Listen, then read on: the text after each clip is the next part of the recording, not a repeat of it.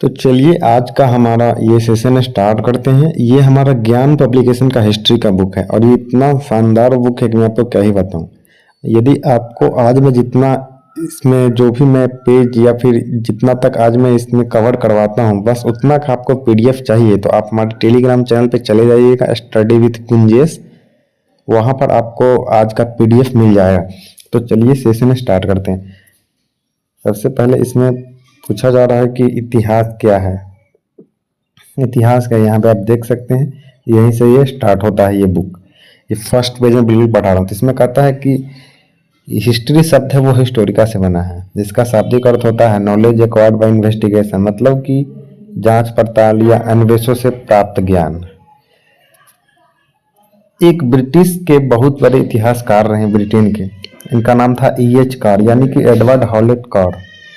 वो अपनी पुस्तक व्हाट इज हिस्ट्री में इतिहास की परिभाषा देते हैं और कहते हैं कि इतिहास अतीत और वर्तमान के बीच एक अनंत संवाद है, यानी कि history is unending dialogue between past and present. यदि आपको किसी को बताना हो कि हिस्ट्री क्या है तो आप कह सकते हैं वहाँ पे, भाई मेरी छोड़ो, आप एडवर्ड साहब की बात मानिए। और एडवर्ड साहब ने इतिहास को ऐसे डिफाइन किया। उसके बाद यहाँ पे है इतिहास के जन्मदाता कौन है, यहाँ पे देख सकते हैं आप। ये आपको हेरोडोटस साहब का चित्र दिखाई दे रहा है, ये देखिए। तो हेरोडोटस एक यूनान के प्रथम इतिहासकार व भूगोलवेत्ता थे। ये हेरोडोटस से वो सिर्फ इतिहासकार ही नहीं थे, वो भूगोलवेत्ता भी थे। इनका संस्कृत का नाम हरिदत्त था। कई बार एग्जाम में आपको पूछ सकता है कि हेरोडोटस का संस्कृत में नाम क्या था, तो आप बोलेंगे इसका संस्कृत में नाम हरिदत्त था। हेरोडोटस हिस्ट्री शब्द का प्रथम प्रयोग करता थे। इन्होंने ही, हेरोडोटस ने ही सर्वप्रथम हिस्ट्री शब्द का प्रयोग किया था। इन्होंने इतिहास लेखन की नींव भी रखी थी। रोमन दार्शनिक सिसरो ने हेरोडोटस को इतिहास का जनक यानी पिता की संज्ञा दी थी। आपसे कोई ऐसे एग्जाम में क्वेश्चन आता नहीं है, लेकिन आपसे कोई पूछ सकता है कि हेरोडोटस को इतिहास का पिता कहते हैं, तो आप कौन से आधार पर इनको इतिहास के पिता कहते हैं। तो आप यहाँ पे 2-3 पॉइंट दे सकते हैं, जैसे कि इन्होंने सबसे पहले इतिहास की नींव रखी थी। उसके बाद रोमन दार्शनिक जो सिसरो थे, उन्होंने हेरोडोटस को इतिहास का जनक बताया था। उसके बाद है इन्होंने अपने इतिहास के विषय पेलोपोनेशियन युद्ध को बनाया था। इनकी पुस्तक हिस्टोरिका थी। देखिए, पेलोपोनेशियन युद्ध के बारे में आप जाकर गूगल कर सकते हैं। वैसे तो इसका खास कोई हमारे एग्जाम के पॉइंट ऑफ व्यू से यूज है नहीं, लेकिन यदि इतिहास के संदर्भ में या यदि हेरोडोटस के संदर्भ में कुछ बातें आती हैं कहीं लिखने को, तो वैसे तो कोई भी आप कॉम्पिटिटिव एग्जाम की तैयारी करें तो वहाँ पे नहीं आएगा, लेकिन जिनका सब्जेक्ट हिस्ट्री है उनके लिए ये सब बात है कि आपको 3-4 पॉइंट हेरोडोटस के लिए याद रखना पड़ेगा। उसके बाद है इतिहास का काल विभाजन। देखिए, सबसे पहले इतिहास को 3 भागों में विभक्त किया गया है, जिसमें पहला है प्राक ऐतिहासिक काल। आप देख सकते हैं यहाँ पे, या प्रागैतिहासिक काल, जिसको प्री हिस्ट्री पीरियड कहते हैं। इतिहास लेखन के पहले के कालखंड को प्रागैतिहासिक काल कहा गया है। इस कालखंड के लोगों को लिपि या अक्षर का ज्ञान नहीं था। ये बहुत पहले आदि मानव के समय की बात हो रही है।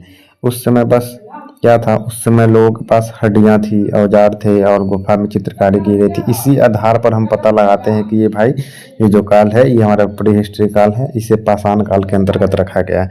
और उसमें भी अलग अलग तरह के औजार यूज हुए थे, मैं आपको आगे बताऊंगा। तो उस आधार पर बताता है कि ये ऊपरी पाषाण है, निम्न पाषाण है या मध्यम पाषाण है।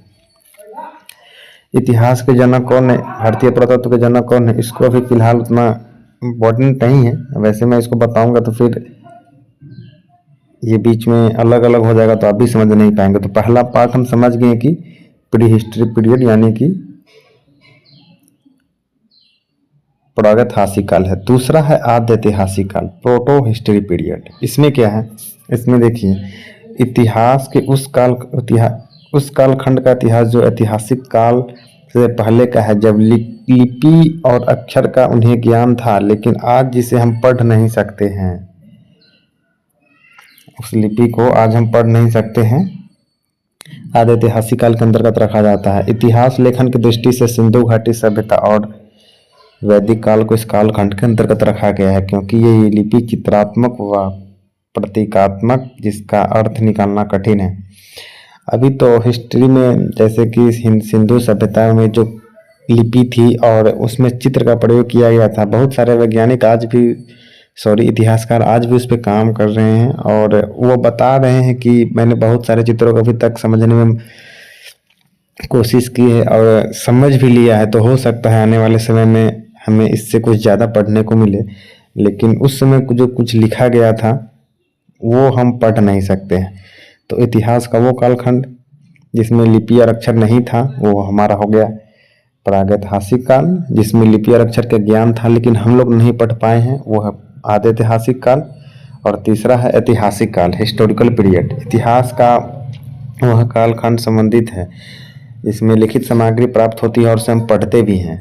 तो भारत में यह काल 6ठी शताब्दी ईसा पूर्व से आरंभ होता है। महाजनपद काल से अब तक का कालखंड शामिल है। तो महाजनपद काल से हम कह सकते हैं कि एक तरह से हमारा शुरुआत हुआ है। फिर है यहाँ पुराणों में 4 युग, इसे हमें अभी जानने की जरूरत नहीं है, ये सब कुछ एक्स्ट्रा चीज यहाँ पे बताया गया है। उसके बाद यहाँ पर आता है समय शब्दावली। समय शब्दावली में सबसे पहले हम देखते हैं कि क्या होता है। ये देखिए इतिहास की तिथियां, बीसी क्या है, एडी क्या है, सीई क्या है, बीसी क्या है, ये सब हमारे लिए जानना थोड़ा इंपॉर्टेंट है। तो चलिए इसको हम थोड़ा भी समझते हैं।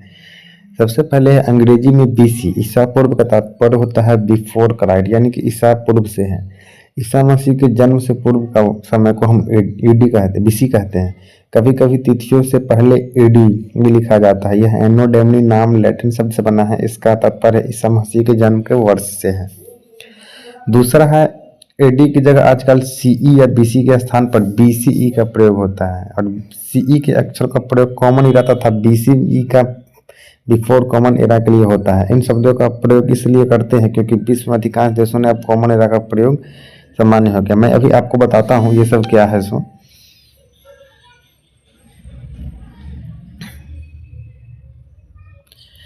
ये देखिए यहाँ पे ग्राफ से आप समझ सकते हैं कि इसमें क्या बताया गया है। ईसा मसीह का जब जन्म हुआ, ये देखिए बिल्कुल यहाँ पे ईसा मसीह के जन्म से पहले के समय को हम बीसी कहते हैं, ईसा मसीह के बाद के समय को हम एडी कहते हैं। यानी कि ये हो गया हमारा ईसा पूर्व का समय, बीसी बिफोर क्राइस्ट और एडी आफ्टर क्राइस्ट। तो बस हमें यही दोनों याद रखना है, बीसीई और ये सीई एडी, ये सब कॉमन यूज होता है। तो आप यदि इंग्लिश में पढ़ रहे हैं, वैसे तो इंग्लिश वालों के लिए जरूरी है, लेकिन आप बस इतना जान रहिए कि हमें बीसी और एडी याद रखना है, बाकी इसमें कुछ इम्पोर्टेंट है नहीं। समय शब्दावली में एक और चीज यहाँ पे दिया गया है, जैसे देखिए दशक को हम डिकेड कहते हैं, 10 वर्ष की अवधि यानी डिकेड होगा। सिल्वर जुबली 25 वर्ष की अवधि। कई बार आपने सुना होगा कि कोई भी फिल्म सुपर सिल्वर जुबली में चली गई, यानी कि 25 वर्ष तक कोई फिल्म लगातार रहता तो उसे हम सिल्वर जुबली में कहते हैं। कोई कोई होता है रूबी जुबली, यानी कि 40 वर्ष की अवधि को हम रूबी जुबली कहते हैं। पूर्वार्ध, फर्स्ट हाफ, सदी के प्रथम, 100 साल का एक सदी होता है, तो उसमें 50 शुरू का जो 50 वर्ष है उसे हम फर्स्ट हाफ कहते हैं। दूसरा है गोल्डन जुबली, 50 वर्ष पूरा हो जाता है, उसे हम कहते हैं गोल्डन जुबली। उसके बाद है डायमंड जुबली, 60 वर्ष के समय को हम डायमंड जुबली कहते हैं। एक होता है प्लैटिनम जुबली, 75 वर्ष की अवधि को हम प्लैटिनम जुबली कहते हैं। फिर होता है उत्तरार्ध, सदी के द्वितीय 50 वर्ष यानी कि 51 से 100 वर्ष तक का जो समय होता है उसे हम सेकेंड हाफ कहते हैं। फिर है शताब्दी, 100 वर्ष की अवधि को हम शताब्दी कहते हैं। मिलेनियम, 1000 वर्ष के समय को हम सहस्राब्दी कहते हैं। ग्रेट जुबली, 2000 वर्ष की अवधि को हम ग्रेट जुबली कहते हैं। तो आज का हमारा ये कुछ समय, आज हमने देखा कि सबसे पहले इतिहास क्या है, उसके बाद हमने देखा कि इतिहास के कितने कालखंड में विभाजन किया गया है, उसके बाद हमने देखा कि इतिहास की परिभाषा क्या है, उसके बाद हेरोडोटस के बारे में जाना, इतिहास के तीनों समय के बारे में जाना, प्रागैतिहासिक काल, आद्यैतिहासिक काल और ऐतिहासिक काल के बारे में जाना। समय शब्दावली हमने आज देख ही लिया है। उसके बाद हम कल से स्टार्ट करेंगे कैलेंडर का। कैलेंडर में कुछ है जैसे कि विक्रम संवत है, ईसा मसीह है, शक संवत है, हिजरी संवत है, कैलेंडर का विकास क्रम कैसे हुआ, ये सब हम कल देखेंगे। भारत का नामकरण कैसे हुआ। तो बाकी का जो सेशन बच गया है उसे हम कल स्टार्ट करेंगे। अभी हड़प्पा सभ्यता से पहले हमें बहुत कुछ पढ़ना है। हम देख सकते हैं कि इसमें बहुत अच्छे ढंग से दिया गया है, कोई भी एक पॉइंट आप मिस नहीं करिएगा। हिस्ट्री में इतना कुछ इसमें दिया गया है और काफ़ी बढ़िया ढंग से दिया गया है। तो मैं सब आपको बताऊंगा, बस आप लोग इसके पढ़ें। और यदि आपको नोट्स चाहिए तो जितना मैं आज बताया हूँ उसका मैं PDF डाल दूंगा अपने ग्रुप में। और इस वीडियो को ज़्यादा से ज़्यादा आप लाइक करें और शेयर करें।